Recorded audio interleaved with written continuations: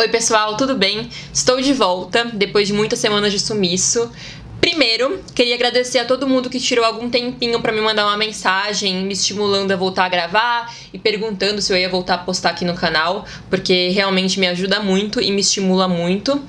Não aconteceu nada de excepcional pra eu sumir, eu simplesmente tirei férias, tava sem câmera, e aí quando eu voltei, eu perdi um pouco o estímulo pra falar sobre essa temporada. Eu achei que eu tinha perdido o timing e que ninguém mais ia querer me assistir, mas eu voltei a ficar motivada pelas mensagens que eu recebi. Então, por favor, antes de começar, já queria pedir pra vocês curtirem, compartilharem, se inscreverem. E assim também, eu tenho que confessar que eu sinto essa temporada, estava sentindo essa temporada um pouco sem um tempero ali.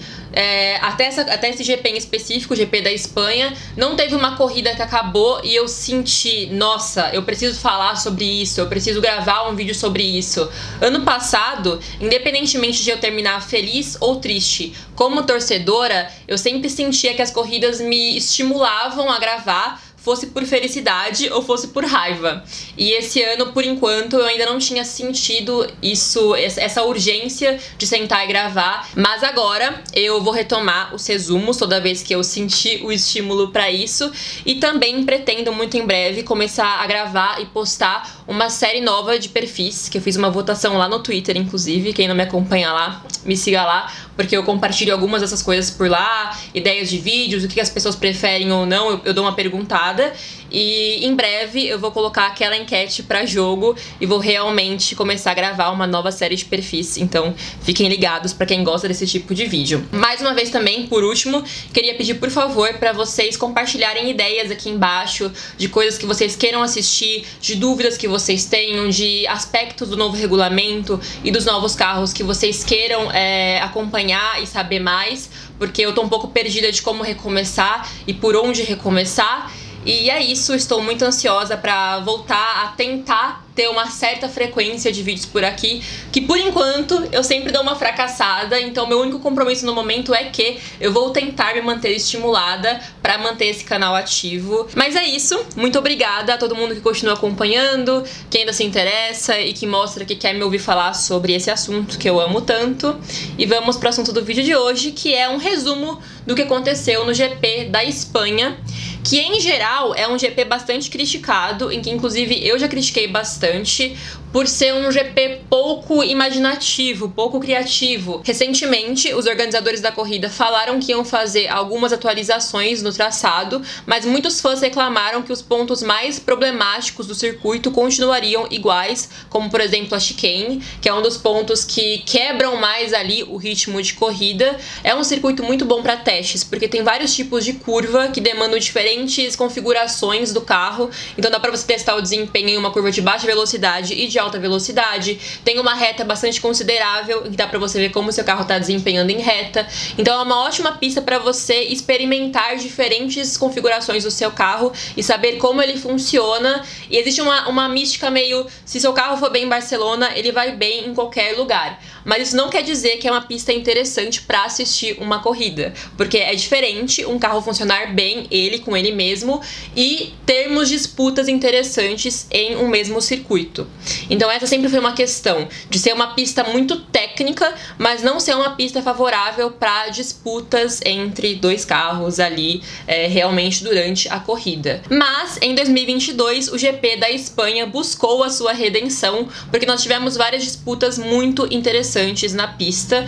Acho que o destaque, não tem nem o que dizer, foi a disputa George Russell-Max Verstappen nesse domingo, que foi muito alucinante. O Max Verstappen estava tendo pesadelos para passar George Russell, que estava fazendo milagres com aquela Mercedes, que não é um carro que tá no suprassumo, mas finalmente está indo pro caminho certo, aparentemente, né? O que tudo indica é que a Mercedes finalmente começou a achar o caminho para ter um acerto competitivo que chegue ao nível de RBR e Ferrari por vitórias. O grande problema deles era o porpoising, né, o efeito Boto, de ficar pulando, e só de resolver isso eles já conseguiram ter um carro bem mais equilibrado e bem mais favorável ao talento da dupla Mercedes. O Toto Wolff inclusive falou, né, que agora eles finalmente podem seguir desenvolvendo o carro, porque não tinha como desenvolver esse W13 com esse grande problema do efeito Boto, era simplesmente o grande inimigo do ano. Pessoalmente falando, eu não acho que a Mercedes tem tempo hábil para competir por construtores ou pilotos esse ano. Isso porque eu acredito que eles ainda vão ter altos e baixos ao longo da temporada, principalmente nas próximas corridas, e enquanto isso a RBR já chegou num patamar um pouco mais estável e que dá uma certa tranquilidade, ainda mais levando em consideração que a Ferrari tá assim, vai debutar, vai fazer 15 anos sem ganhar nada. De verdade, quem me acompanha nas redes sociais sabe que esse ano eu estou 100% ferrarista, Leclerc na veia e tudo mais, mas não tem como torcer se eles não se ajudam. Quando a equipe se acerta, o piloto erra, e quando o piloto se acerta, a equipe erra. E tem dias em que os dois fazem uma conjunção pra só errar e pra só fazer besteira. Muita coisa pode acontecer? Sim. Eu espero por uma recuperação da Ferrari? Também. Mas daí a Mercedes chegar no patamar dessas duas a tempo, eu acho bastante complicado, assim, eu sou bem conservadora nessa opinião, realmente acho que é muito difícil. Mas, voltando ao tópico, sim, eu acho bastante promissor e bastante animador pra Mercedes o que o George Russell conseguiu fazer em relação ao Max Verstappen nessa corrida.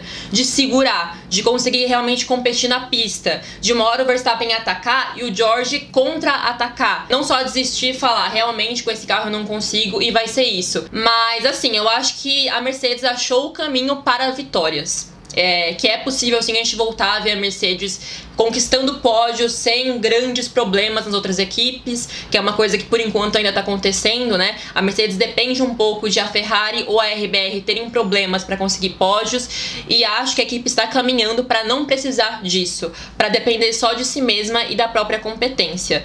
E espero também que a equipe comece a se acertar mais nas estratégias e que no caso do Lewis ele tenha um pouco mais ali de sorte, porque acho que a sorte dele se esgotou, não tem mais. Porque assim, o George, além dele estar pilotando brilhantemente, porque ele está pilotando brilhantemente, as coisas estão se encaixando pro lado dele de uma forma muito mais harmônica do que as coisas estão se encaixando pro Lewis. Sim, existe um negócio de que o Lewis puxou pra si a responsabilidade de testar o carro, de usar os sensores que deixam um carro um pouco mais pesado. Sim, isso existe e contribui para a situação dele na Mercedes em relação ao George, mas ao mesmo tempo teve erro de estratégia da equipe com ele, tem toque do Magnussen que teve nessa corrida no GP da Espanha, né, que assim, ele teve uma largada muito boa, foi muito bem pra cima do Sainz, e aí foi tocado pelo Magnussen e parecia que já era, né, ele inclusive queria abandonar a corrida depois que houve o toque no Magnussen e ele caiu pra penúltimo lugar. Então assim, as coisas não estão caminhando de uma maneira muito lado a lado com a sorte, de mãos dadas com a sorte pra ele. Tá bem complicado. Enquanto o George, depois de 3 anos ali na labuta, no calvário, finalmente parece que a sorte, o destino e tudo mais está sorrindo pra ele, junto com o fato de que ele está pilotando brilhantemente. Claro que quero pontuar aqui que você sair de uma Williams pra ir pra uma Mercedes ruim já é um super salto, né? É uma coisa, um nível de tenho que me acostumar a um carro ruim que nem se compara a você ter um W11, um W12 e de repente você ter um W13 na mão pra pilotar. É um se acostumar inverso, de você ter uma máquina em mãos e de repente o seu carro não te ajudar tanto, não ser tanto seu amigo, você ter que brigar com ele. Então a adaptação do George é muito diferente, é um tipo de adaptação absolutamente contrária à adaptação do Lewis. Então tem isso também, a mentalidade é outra, o George tá vindo com o gás pra se provar, pra se firmar, pra mostrar o trabalho dele. O Lewis já ganhou 7 títulos, tá velho, queria o Octa e de repente ele tem que brigar por P5, P6. Mas ao mesmo tempo eu sinto que eles estão andando e convergindo pra um meio do caminho em que ambos vão conseguir resultados sólidos pra equipe e resultados bons, sabe? Porque eu acho que competir por P4 e P5 é pouco pra uma equipe no cacife da Mercedes e que conseguiu nos últimos anos o que a Mercedes já conseguiu, sabe? Não faz muita diferença ser o George em P4 e o Lewis em P5 ou o contrário.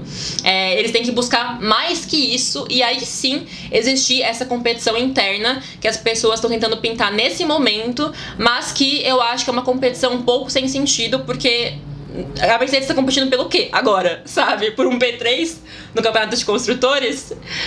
Pouco, sabe? Não é nem por vitórias, nem nada do tipo. Então, assim, eu acho que nesse momento não dá nem pra gente se animar muito, se empolgar muito com a situação da Mercedes e quem vai ser o primeiro piloto e o segundo piloto, porque a equipe não está competindo por algo tão relevante assim. Mas enfim, só pra encerrar o tópico Mercedes, eu queria falar um pouquinho mais desse problema que eles tiveram no final da corrida, tanto com o Lewis quanto com o George. Nos números do Lewis foi mais sentido, né? Porque ele realmente tirou o pé, tanto que ele perdeu a posição pro Sainz. E algumas pessoas mencionaram que seria um cálculo errado de combustível, que o combustível estaria acabando e a Mercedes falou para ele não gastar mais. Mas, na verdade, foi um problema de superaquecimento mesmo no carro. Tava muito calor em Barcelona, é importante destacar isso, porque mudou muito realmente o ritmo de corrida, as estratégias. A maioria das equipes foi por 3 paradas. Realmente uma condição bastante diversa ali, mas que ajudou a corrida a ser mais animada, deu um tempero a mais. E no final das contas, muitas equipes tiveram esse problema de confiabilidade. Não só a Mercedes, que teve que pedir para os pilotos tomarem um cuidado e tirarem um pouco o pé no final da corrida, mas também ela, a nossa Ferrari, já que Charles Leclerc estava lá passeando na corrida depois de pole position, uma largada muito boa. Nem assim, tava sentindo falta de Carlos Sainz atrás dele, porque Carlos Sainz foi com Deus, né? Daqui a pouco vamos falar dele. Mas assim, tava lá de boaça, 14, 15 segundos de vantagem do segundo colocado, que nem era o Verstappen no momento que aconteceu o que aconteceu. Quando de repente o motor dele simplesmente fez assim. E pifou. Assim, gente, sabemos aqui que a próxima corrida é o GP de Mônaco, que é uma corrida complicada para Charles Leclerc. Charles Leclerc nunca terminou uma corrida em Mônaco. Não só na Fórmula 1, na Fórmula 2 ele também não terminou. Então assim, existe essa aura dessa maldição e dessa expectativa de que ia algo acontecer semana que vem, de que ele precisava ganhar agora, porque semana que vem só Deus sabe se ele vai conseguir terminar, quem dirá ganhar.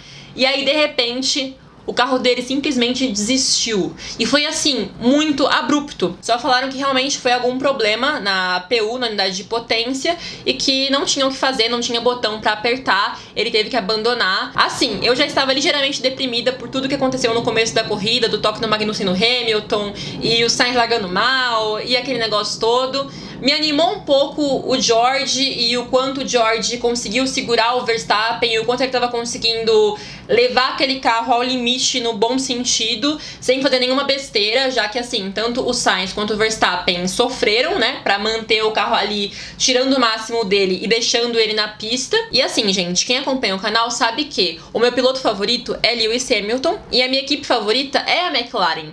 Então eu estava em um momento um pouco situação de barril, um pouco deprimida, mas pensando, poxa, eu gosto dessa monotonia de Charles Leclerc ganhar essa corrida de uma maneira tranquila, porque é bom pro campeonato, é bom pra competição. Eu gosto muito do Leclerc, né, gosto muito dele como piloto, apesar de, assim, não ser uma coisa uau, que entusiasmo. Eu gosto dele, então eu tava apreciando aquela monotonia com uns toques de animação naquelas competições entre o George Russell e o Verstappen, e o Pérez ali atrás querendo passar, quando de repente isso acontece. Mas além de tudo, foi nessa hora, na hora que o Leclerc teve que recolher o carro, que me veio à cabeça aquele pensamento: como seria bom se a Ferrari tivesse um segundo piloto.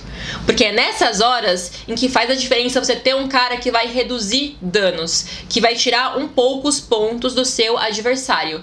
E isso eu não tô falando do Sainz ir pra cima do Verstappen, mas do Sainz competir com o Pérez. Do Sainz conseguir tirar alguns pontos do Pérez, conseguir incomodar um pouco a RBR, conseguir tentar fazer a volta mais rápida. E o Sainz não consegue fazer nada.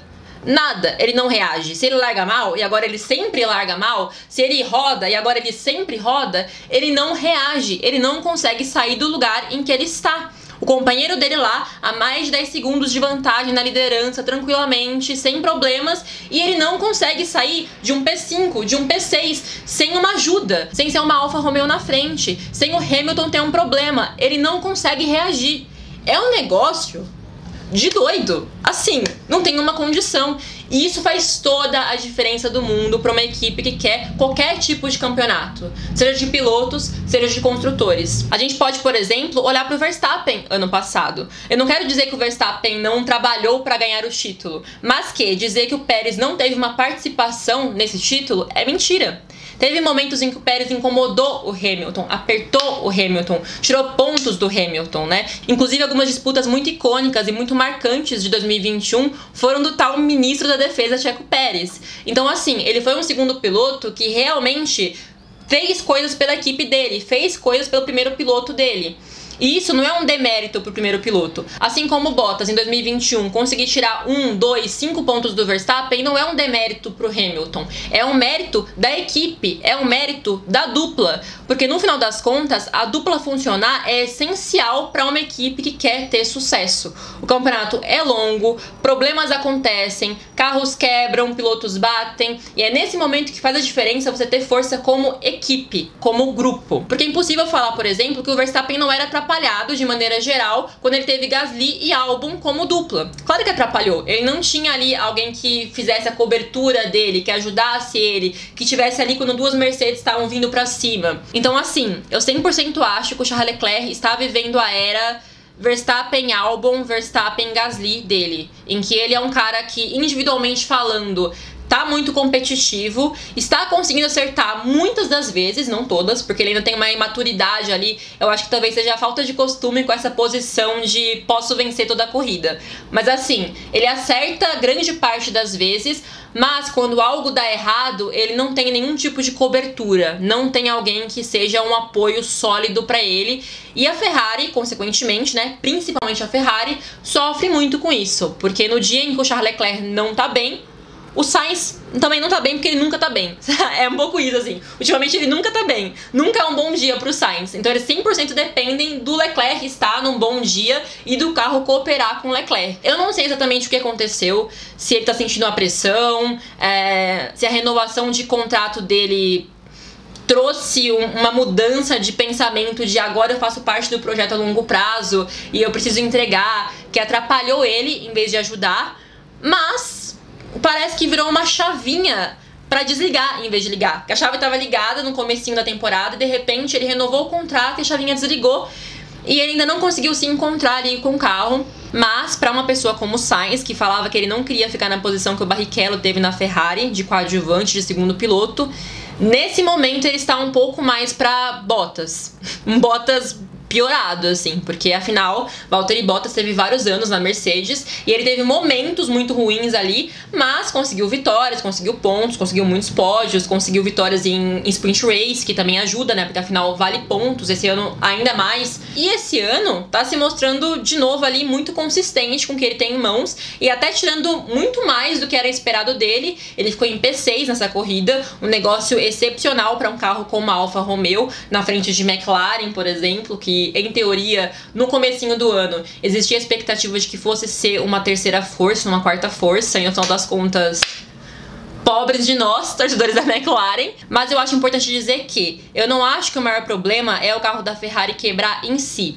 e sim o momento em que o carro quebrou. Eu acho que essa vitória era muito importante para a moral da Ferrari e principalmente para a moral do Charles Leclerc, porque a RBR está numa ascensão e parece que o carro deles está mais estável, né? É um carro que agora você sente menos que ele vai quebrar a qualquer momento. Nas primeiras corridas tinha um pouco desse sentimento, né? De, putz, será que a RBR vai chegar no final? Porque o carro tava bem capenga. Agora, apesar dos problemas que nessa corrida eles tiveram, né? E vou mencionar isso daqui a pouco, o carro tá mais confiável. Tem problemas, mas termina a corrida. Não tá nas melhores das condições, mas termina a corrida, que é o que realmente importa, né? É aquele ditado, né? Pra chegar em primeiro você precisa chegar. E a RBR está chegando. Então acho que foi um momento muito ruim no campeonato pro Charles Leclerc ter esse problema, principalmente com esse peso que Mônaco traz pra ele. Seria muito bom, muito positivo ele chegar com a autoestima lá em cima e com a confiança lá em cima, com uma vitória nessa corrida no GP da Espanha,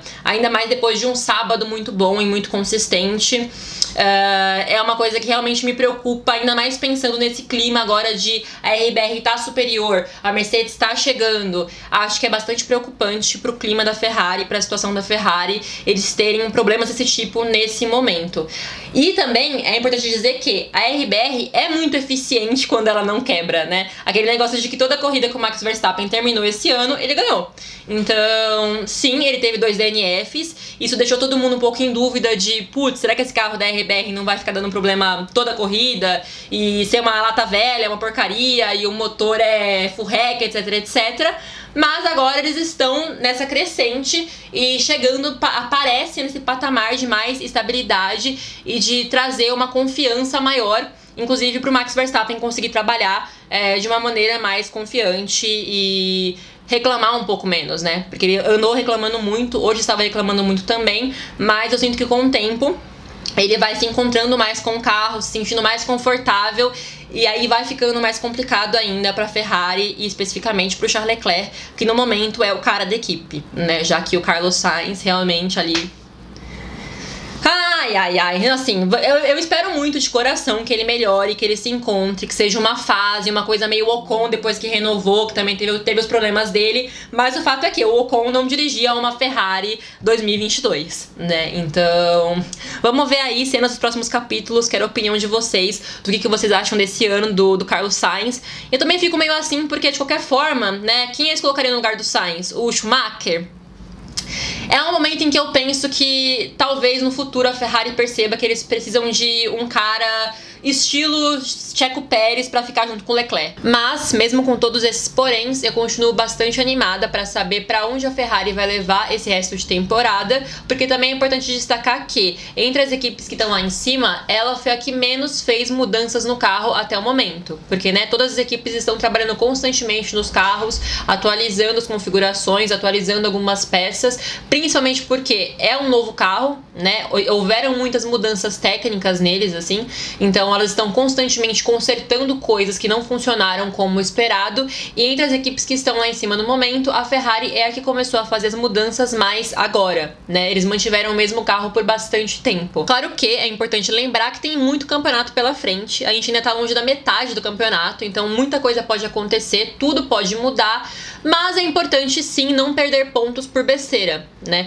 Por exemplo, ano passado, existem vários pontos do campeonato, várias corridas em que a gente consegue pensar, putz, daria pra ter tirado mais pontos daquilo, mais pontos desse outro. E daí se o Verstappen tivesse perdido, né? Várias corridas em que algo deu errado, um pneu estourou, teve uma batida besta, em que dá pra pensar, aquele ali foi o momento em que ele perdeu o campeonato, aquele ali foi o momento em que ele poderia ter ganhado pontos que agora fizeram falta. Então, assim, esse ano a gente já passou por aqueles momentos da RBR perder pontos por falta de confiabilidade do carro, mas agora parece que eles se encontraram. Claro que no final do ano pode ser que a gente recupere e pense, nossa, se a RBR não tivesse quebrado lá no começo, seria diferente. Mas a Ferrari também já está colecionando vários momentos de esse não é um ponto que era pra ter perdido. E aí que eu acho que entra o comparativo de mentalidade da RBR com a mentalidade da Ferrari nesse momento, sabe? O poder de recuperação da Ferrari, o quanto isso não abala a equipe e os pilotos dela. Nisso eu acho que a RBR é uma equipe mais madura, até por ter acabado de ganhar o campeonato de pilotos e ter competido lá em cima pelo de construtores, né? Inclusive eu acho que a RBR merecia o campeonato de construtores do ano passado, porque de maneira geral foi uma equipe mais homogênea, com estratégias melhores, paradas melhores do que a Mercedes, mas no final das contas não levou, né? A Mercedes levou de construtores, o octa deles, mas ainda assim competiu lá em cima o ano inteiro e está nessa posição já há algum tempo. Então eu acho que eles têm uma maturidade a mais para não pegar esses pontos perdidos e levarem para um lugar perigoso de derrota do que a Ferrari, que estava numa crescente agora e muito confiante no projeto, tanto que eles fizeram poucas mudanças durante bastante tempo no carro, como eu acabei de mencionar, e agora tá passando por essa crise, por esse ponto de putz, tá dando, o que tá dando errado? Onde a gente pode acertar? Um segundo piloto que não tem confiança. Então eu fico um pouco pensativa, assim, de que talvez, por isso também, esse ano seja muito favorável e esteja sorrindo muito pra RBR. Inclusive agora, né, já entrando neles, hoje não tem nem o que dizer sobre a dupla Verstappen-Pérez. O Verstappen vinha com problemas, né, desde o sábado, o carro dele tava um pouquinho ali difícil de guiar, meio problemático, o DRS não funcionando direito, mas ainda assim, com a ajuda do Pérez, que foi muito importante, ele conseguiu contornar a situação e conseguiu a vitória que levou levou ele para a liderança do campeonato pela primeira vez. Foi a primeira mudança de liderança que tivemos esse ano. Por enquanto, Charles Leclerc estava em primeiro durante todo o tempo. Também, claro, com esse auxílio do Pérez, porque no momento em que o Verstappen se viu atrás do Russell, depois de errar, o Russell estava muito seguro, muito forte, conseguindo usar o traçado, a pista a favor dele, para se manter na frente do Verstappen, mesmo tendo um carro inferior. E aí depois o Pérez pediu, né, o lugar do Max, falando: eu estou mais rápido, eu acho que eu tenho mais capacidade de conseguir ultrapassar o Russell. E foi o que o Pérez fez e deu essa segurança e essa vantagem que foi fundamental de ter um carro da RBR ali na frente para quando o Verstappen tivesse a capacidade de chegar. No caso, o Pérez abriu, o Verstappen passou, e foi assim que eles conseguiram essa dobradinha. Então sim, o Pérez foi uma peça fundamental para o sucesso da RBR nessa corrida. Fez o que um segundo piloto deve fazer, o que um bom segundo piloto deve fazer para uma equipe ser bem sucedida, como eu acabei de mencionar. Esses foram os maiores pontos da corrida, os clímax, né? Mas claro que existem outras peças, outros personagens que também se destacaram ali um pouco mais tímidos, mas se destacaram, como por exemplo o Alonso, que teve que trocar partes da unidade de potência e acabou largando lá do final do grid e conseguiu subir 11 posições, então assim, foi super bem. O Ocon também foi um super destaque, conseguiu terminar lá em cima, foi em P7. Conseguiu terminar em P7, muito bem também. Então foi um bom dia para a dupla da Alpine, o que ultimamente estava bastante raro, né? Parecia que eles nunca mais iam ver um dia bom. Um destaque positivo também para Lando Norris, dentro das possibilidades, né? Ele estava doente, aparentemente com amidalite, se eu não me engano foi esse o diagnóstico que deram para ele hoje depois da corrida. Tava bem doente, se sentindo bem mal. Ontem teve um dia ruim, não chegou nem no Q3, mas hoje conseguiu ficar na zona de pontuação, na frente do Ricardo de novo, que a cada dia está mais difícil, galera. Quem assistiu meu perfil sobre ele sabe que eu gosto muito do Ricardo. Sempre fui uma grande defensora dele e do fato de que o que mais atrapalhou ele na carreira foi o timing. Ele sempre teve um timing muito ruim, mas ele na McLaren tá ficando meio que... Eu tô ficando sem argumentos pra defender, né? Acredito que grande parte dos fãs dele estão ficando sem argumentos pra defender, porque ele ganha muito dinheiro pra não fazer nada. E não consegui nunca ficar na frente do Lando, mesmo quando o Lando está doente. Assim, passando mal. Antes da corrida ele tava com a mão assim no rosto, parecendo que ia desmaiar. E ainda assim o Ricardo não conseguiu ficar na frente do Lando. Destaque positivo também para Yuki Tsunoda, que também conseguiu pontos, conseguiu um P10. Ficou na frente do Gasly, que está passando por uma fase bem ruim, né? Mick Schumacher, mais uma vez, não conseguiu pontos.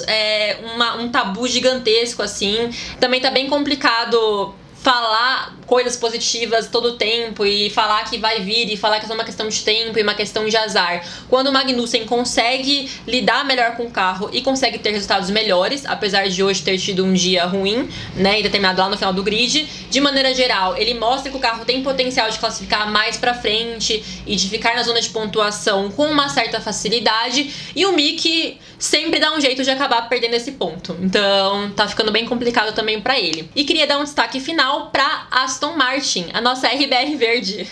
Mais uma vez a Aston Martin polêmica porque copia o design de outra equipe, né? O design deles está muito parecido com o design da RBR desse ano e houve uma certa polêmica de eles terem roubado o projeto ou não, mas a Aston Martin alegou que tem esse projeto parecido com o da RBR desde novembro do ano passado e realmente foi uma coisa aprovada pela FIA. A FIA falou que eles não feriram nenhum tipo de regra de cópia, de propriedade intelectual, etc, etc. Então tá tudo dentro da normalidade, dos conformes. Não existe um Mercedes Rosa 2.0, mas ainda assim, eles provaram por A mais B que não é porque você tem um projeto parecido com o de uma equipe que tá indo bem, que você também vai bem, porque não foram bem no classificatório e não foram bem na corrida hoje, e ainda existia um elemento a mais pro coitado do Sebastian Vettel, que também tá sofrendo assim horrores, né? Não tem um dia de paz, de que durante a corrida eles não tinham dados do Vettel. Tipo, o carro dele tava no escuro, não sabiam nada sobre como estavam os pneus, sobre como ele tava desempenhando, sobre nada. Sumiram os dados, né? Porque afinal você monta a estratégia baseado nisso, em como o carro está indo, em como o carro está performando, e a Aston Martin simplesmente virou e falou que perdeu os dados do Vettel, que tava no escuro, então eles não tinham nem o que passar, o que falar de como ele tava indo, tira o pé, põe o pé, seu pneu tá X, seu pneu tá Y,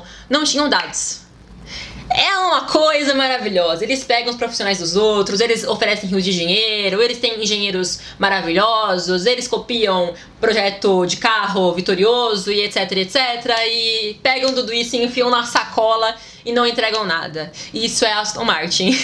Então, assim, só queria fazer esse destaque aqui, porque não poderia deixar de fora, né? Foi um assunto da semana também bastante grande, bastante comentado. Essas mudanças no carro deles, muito bruscas, parecia outro carro, e ainda assim, pelo menos por enquanto, não deu certo. Se eles vão conseguir acertar esse projeto pro futuro, para as próximas corridas, quem sabe, né? Porque afinal é um protótipo que foi pra pista e por enquanto não se acertou. Mas agora, talvez, com as semanas, eles encontrem um acerto que funcione. Mas o fato é visível que o problema da Aston Martin não é superficial. Não é um negócio que dá pra consertar mudando um piso, mudando uma asa, uma coisa meio Mercedes, de quando o nosso carro parar de pular, já vai melhorar muito, que foi o que realmente aconteceu. Não, no caso da Aston Martin é realmente um problema de projeto, né, de estrutura do projeto, e eu não vejo com muito otimismo o futuro da Aston Martin, não acho que eles vão pra muito lugar, e isso não é uma percepção individual pelo que eu leio por aí, né, muitas pessoas comentam que o Lawrence Stroll parece ter desanimado do projeto,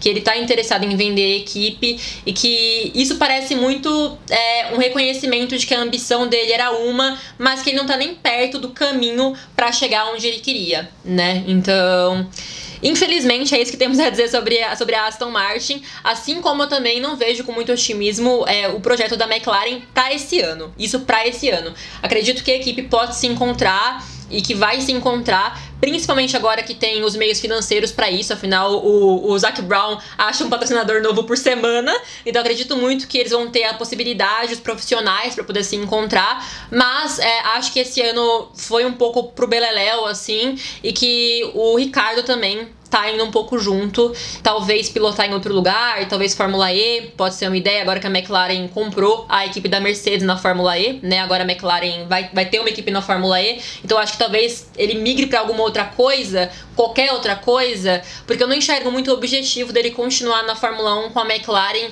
só pra ser, assim, criticado, zoado, ironizado toda semana, e o pessoal acabando com ele.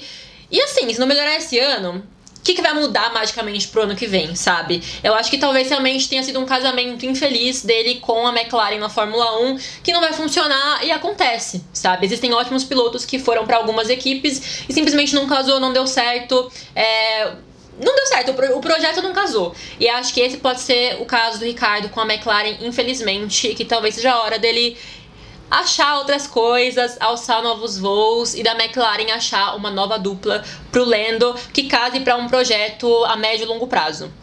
Né? Não é uma coisa imediata, não é uma coisa pra amanhã, mas a médio e longo prazo voltar a ter vitórias regularmente e um dia um título.